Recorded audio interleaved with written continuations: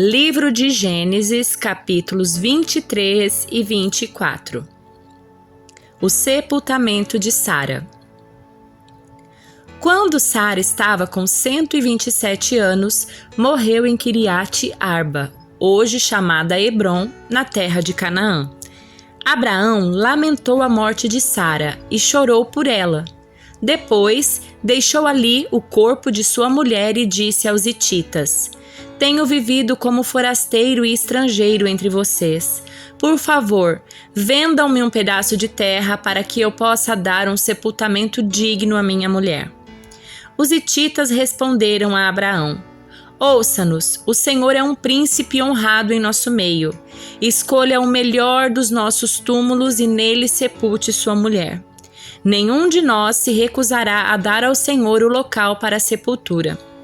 Abraão curvou-se diante dos hititas e disse: Visto que estão dispostos a me dar o local para a sepultura, façam a gentileza de pedir a Efrom, filho de Zoar, que me permita comprar sua caverna em Macpela, na fronteira de seu campo. Ele me venderá a terra pelo preço que vocês considerarem justo, e assim terei uma sepultura permanente para minha família. Efrom estava sentado no meio do seu povo e respondeu a Abraão, enquanto os demais o ouviam, pronunciando-se publicamente diante dos hititas que se reuniam à porta da cidade. Não, meu senhor, disse ele a Abraão. Ouça-me, eu lhe dou o campo e a caverna. Aqui na presença do meu povo eu lhe dou a propriedade. Vá e sepulte a sua falecida. Abraão se curvou outra vez diante do povo daquela terra e respondeu a Efrom, enquanto todos ouviam. Ouça-me, por favor, eu os comprarei de você. Deixe-me pagar o preço justo pelo campo para que eu possa sepultar ali a minha falecida. Efrom respondeu a Abraão: Meu senhor, ouça-me, a propriedade vale 400 peças de prata, mas o que é isso entre amigos? Vá e sepulte a sua falecida. Abraão concordou com o preço e pagou a quantia que Efrom sugeriu, 400 peças de prata pesadas de acordo com o padrão do mercado. E os hititas testemunharam a transação. Assim, Abraão comprou o pedaço de terra pertencente a Efrom em Macpela, perto de Mamre. A propriedade incluía o campo, a caverna e todas as árvores ao redor. Foi transferida a Abraão como sua propriedade permanente na presença dos anciãos hititas à porta da cidade. Então, Abraão sepultou Sara, sua mulher, em Canaã, na caverna de Macpela, perto de Mamre, também chamado Hebrom. O campo e a caverna foram transferidos dos hititas para Abraão como sepultura permanente. Uma mulher para Isaque. Abraão estava bem velho, e o Senhor o havia abençoado em tudo. Certo dia, Abraão disse a seu servo mais antigo, o homem encarregado da sua casa: Faça um juramento colocando a mão debaixo da minha coxa. Jure pelo Senhor, o Deus dos céus e da terra, que não deixará meu filho se casar com uma das mulheres cananitas que aqui vivem, mas irá à minha terra natal, aos meus parentes, procurar uma mulher para o meu filho Isaque. O servo perguntou: E se eu não encontrar uma moça disposta a viajar para um lugar tão distante da sua terra? Devo levar Isaque para morar entre os seus parentes na terra de onde o Senhor veio? Não, respondeu Abraão. Cuidado, não leve meu filho para lá de jeito nenhum. O Senhor, o Deus dos céus, que me tirou da casa do meu pai e da minha terra natal, prometeu solenemente dar esta terra a meus descendentes. Ele enviará um anjo à sua frente e providenciará para que você encontre ali uma mulher para meu filho. Se ela não estiver disposta a acompanhá-lo de volta, você estará livre do seu juramento. Mas não leve meu filho para lá de maneira nenhuma. Então, o servo colocou a mão debaixo da coxa de Abraão, seu senhor, e jurou seguir suas instruções. Em seguida, pegou 10 camelos de Abraão, carregou-os com os presentes valiosos de todo tipo da parte do seu senhor e viajou para a terra distante de Harã Naaraim.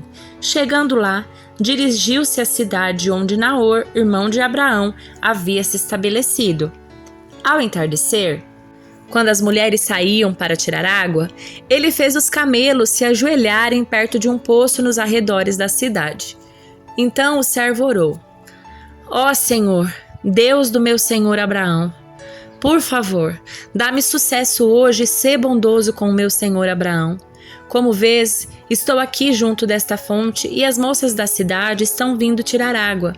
Esta é minha súplica.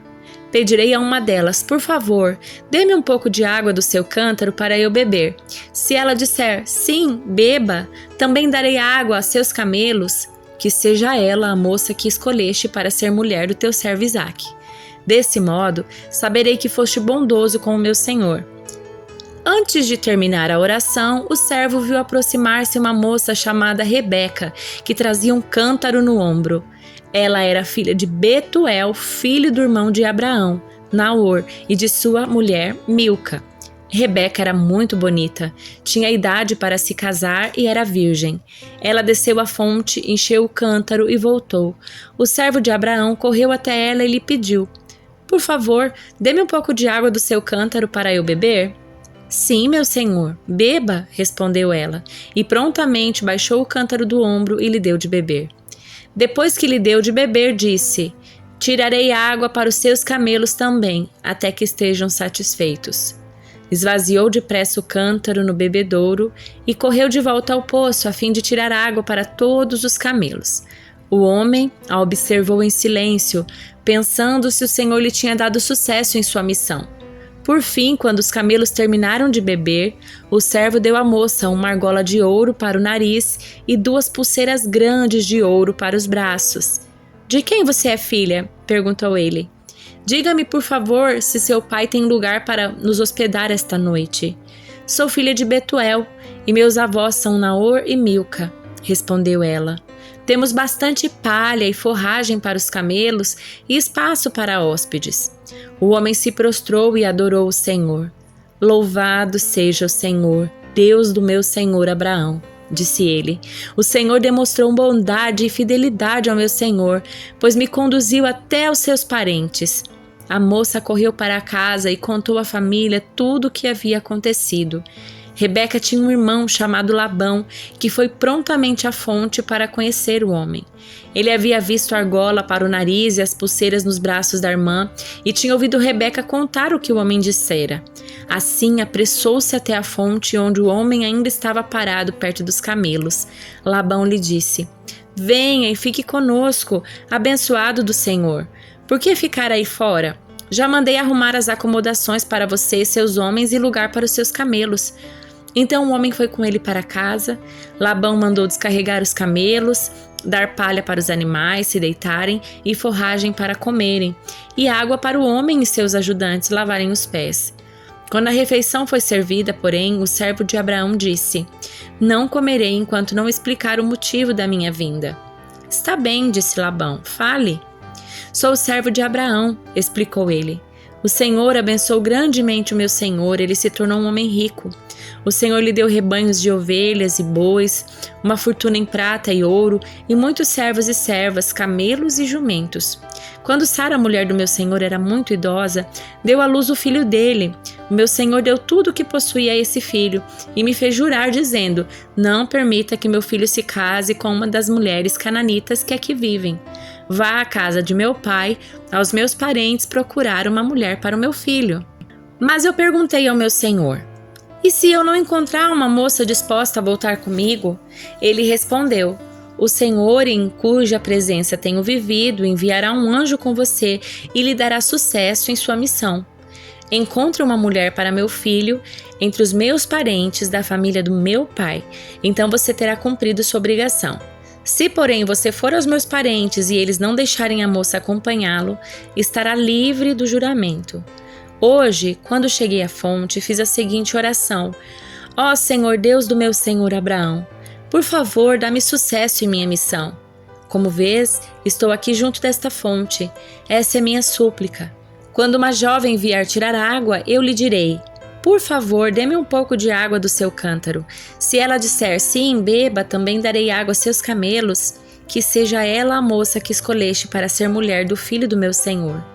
Antes de terminar de orar, em meu coração vi Rebeca vindo com o cântaro no ombro. Ela desceu à fonte e tirou água, e eu lhe disse: por favor, dê-me um pouco de água do seu cântaro para eu beber. Prontamente ela baixou o cântaro do ombro e disse: Sim, beba, também darei água a seus camelos. Eu bebi, e ela deu água aos camelos. Em seguida perguntei-lhe: De quem você é filha? Ela respondeu: Sou filha de Betuel, e meus avós são Naor e Milca. Então coloquei a argola em seu nariz e pulseiras em seus braços. Depois prostrei-me e adorei o Senhor. Louvei o Senhor Deus do meu senhor Abraão, pois ele havia me conduzido até a sobrinha neta do meu senhor para que ela seja mulher do filho do meu senhor. Agora diga-me se me mostrarão bondade e fidelidade ao meu senhor. Por favor, respondam-me sim ou não para que eu saiba o que fazer em seguida. Labão e Betuel responderam: É evidente que o Senhor o trouxe até aqui.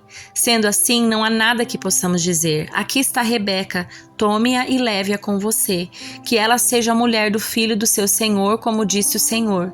Quando o servo de Abraão ouviu a resposta, prostrou-se no chão e adorou o Senhor. Em seguida entregou a Rebeca joias de prata e ouro e vestidos. Também deu presentes valiosos ao irmão e à mãe de Rebeca. Então o servo e os homens que o acompanhavam comeram e passaram a noite ali. Logo cedo, na manhã seguinte, o servo de Abraão disse: Enviem-me de volta ao meu senhor.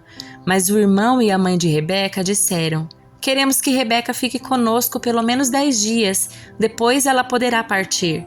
O servo, porém, disse: Não me detenham. O Senhor me deu sucesso em minha missão. Agora enviem-me de volta ao meu senhor. Pois bem, disseram eles, chamaremos Rebeca e pediremos a opinião dela. Chamaram Rebeca e lhe perguntaram: Você está disposta a ir com este homem? E ela respondeu: Sim, estou. Com isso, eles se despediram de Rebeca e a enviaram com o servo de Abraão e seus homens. A serva que havia amamentado Rebeca a acompanhou. Na hora da partida, abençoaram Rebeca dizendo: Nossa irmã, que você se torne mãe de muitos milhares, que seus descendentes conquistem as cidades de seus inimigos. Então Rebeca e suas servas montaram nos camelos e seguiram o homem.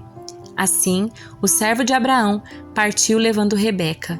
Nesse meio tempo, Isaque, que morava no Neguebe, havia regressado de Beer-Lahai. Ao entardecer, enquanto caminhava pelo campo e meditava, levantou os olhos e viu que camelos se aproximavam. Quando Rebeca levantou os olhos e viu Isaque, desceu do camelo no mesmo instante e perguntou ao servo: Quem é aquele homem que vem pelo campo ao nosso encontro? Quando ele respondeu: É meu senhor, Rebeca cobriu o rosto com o véu. Depois o servo contou a Isaque tudo o que havia feito. Isaque a levou para a tenda de Sara, sua mãe, e Rebeca se tornou sua mulher. Ele a amava profundamente e nela encontrou consolação depois que sua mãe morreu. Livro de Provérbios, capítulo 6. Lições para a vida diária. Meu filho, se você aceitou ser fiador do seu amigo, ou se concordou em garantir a dívida de um estranho, se caiu numa armadilha por causa do acordo feito e se está preso por suas palavras, siga meu conselho e livre-se dessa obrigação, pois você se colocou nas mãos do seu amigo. Procure-o, humilhe-se e insista com ele. Não deixe para amanhã. Não descanse enquanto não resolver essa situação. Livre-se como a gazela que escapa do caçador, como o pássaro que foge da rede. Aprenda com a formiga, preguiçoso. Observe como ela age e seja sábio. Embora não tenha príncipe, nem autoridade, nem governante, ela trabalha duro durante todo o verão, juntando comida para o inverno. Mas você, preguiçoso, até quando dormirá? Quando sairá da cama? Um pouco mais de sono, mais um cochilo, mais um descanso com os braços cruzados, e a pobreza o assaltará como um bandido, a escassez o atacará como um ladrão armado. Como são os desprezíveis e os perversos? Eles vivem mentindo, demonstram sua falsidade com um piscar de olho, com um movimento do pé ou por sinais com os dedos. O seu coração pervertido trama a maldade e andam sempre criando problemas. Por isso serão destruídos de repente, despedaçados num instante sem que possam se recuperar. Há 6 coisas que o Senhor odeia, ou melhor, 7 coisas que ele considera detestáveis: olhos arrogantes, língua mentirosa, mãos que matam o inocente, coração que trama a maldade. pés que se apressam em fazer o mal, testemunha falsa que diz mentiras e aquele que semeia desentendimento entre irmãos. Meu filho, obedeça aos mandamentos do seu pai e não deixe de lado a instrução da sua mãe. Guarde as palavras deles em seu coração e amarre-as em seu pescoço. Quando você andar, os conselhos de seus pais o guiarão. Quando dormir, eles o protegerão. Quando acordar, eles o orientarão. Pois o mandamento é lâmpada e a instrução é luz, e as correções da disciplina são o caminho que conduz à vida. Eles o protegerão da mulher imoral, das palavras sedutoras da promíscua. Não cobice a sua beleza, não deixe que seus olhares o seduzam, pois a prostituta o levará à pobreza, mas dormir com a esposa de outro homem lhe custará a vida. Pode um homem carregar fogo junto ao peito sem que a roupa se queime? Pode alguém caminhar sobre brasas sem que os seus pés se queimem? Assim acontece com quem dorme com a mulher de outro. Aquele que a toca não ficará sem castigo. Pode-se encontrar desculpa para o ladrão que rouba porque está com fome. Ainda assim, se for apanhado, terá de pagar 7 vezes o que roubou, mesmo que precise vender tudo o que há em sua casa. Mas o homem que comete adultério não tem juízo, pois destrói a si mesmo. Será ferido e desonrado, e sua vergonha jamais se apagará. Porque o marido ciumento ficará furioso e não terá misericórdia quando se vingar. Não aceitará compensação alguma, nem se satisfará com os presentes mais valiosos. Evangelho de Mateus, capítulo 12. Por aquele tempo, Jesus estava caminhando pelos campos de cereal num sábado. Seus discípulos, sentindo fome, começaram a colher espigas e comê-las. Alguns fariseus os viram e protestaram. Veja, seus discípulos desobedecem à lei, colhendo cereal no sábado. Jesus respondeu: Vocês não leram nas Escrituras o que fez Davi quando ele e seus companheiros tiveram fome? Ele entrou na casa de Deus e, com seus companheiros, comeram os pães sagrados que só os sacerdotes tinham permissão de comer. E vocês não leram na lei de Moisés que os sacerdotes de serviço no templo podem trabalhar no sábado? Eu lhes digo, há alguém aqui maior do que o templo. Vocês não teriam condenado meus discípulos inocentes se soubessem o significado das Escrituras. Quero que demonstrem misericórdia e não que ofereçam sacrifícios, pois o Filho do Homem é Senhor até mesmo do sábado. Então Jesus foi à sinagoga local, onde viu um homem que tinha uma das mãos deformada. Os fariseus perguntaram a Jesus: a lei permite curar no sábado? Esperavam que ele dissesse sim, para que pudessem acusá-lo. Jesus respondeu: se um de vocês tivesse uma ovelha e ela caísse num poço no sábado, não trabalhariam para tirá-la de lá?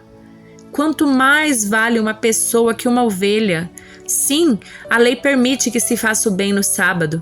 Em seguida disse ao homem: estenda a mão. Ele a estendeu e ela foi restaurada e ficou igual a outra. Então os fariseus convocaram uma reunião para tramar um modo de matá-lo.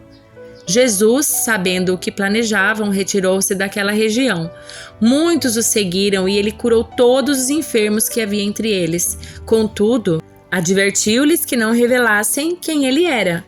Cumpriu-se assim a profecia de Isaías a seu respeito. Vejam, meu servo, aquele que escolhi, ele é meu amado. Nele tenho grande alegria. Porei sobre ele meu espírito e ele proclamará justiça às nações. Não lutará, nem gritará, nem levantará a voz em público. Não esmagará a cana quebrada, nem apagará a chama que já está fraca. Por fim, ele fará que a justiça seja vitoriosa, e seu nome será a esperança de todo o mundo. Então levaram até Jesus um homem cego e um mudo que estavam possuídos por demônios. Jesus o curou e ele passou a falar e ver. Admirada, a multidão perguntou: será que esse homem é filho de Davi? No entanto, quando os fariseus souberam do milagre, disseram: ele só expulsa demônios porque seu poder vem de Beelzebu, o príncipe dos demônios. Jesus conhecia os pensamentos deles e respondeu: todo reino dividido internamente está condenado à ruína. Uma cidade ou família dividida contra si mesma se desintegrará.